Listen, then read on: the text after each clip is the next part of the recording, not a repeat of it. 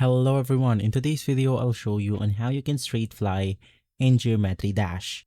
Now I have to admit that this procedure or this technique is not a magic trick.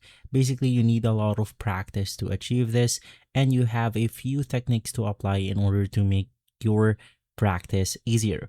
Now if you're on your mobile devices, basically straight flying is going to be a little bit harder because you have less control. But for some of the best players in Geometry Dash, basically they use mouse and keyboard because they have more control and they make practice easier. So I suggest switching to mouse or keyboard if you have one.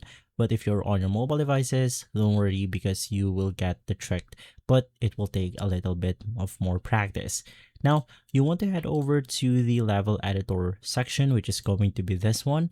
Click on the search button, and then you want to simply search for straight fly. Hit on the enter button and then select one of the levels right here.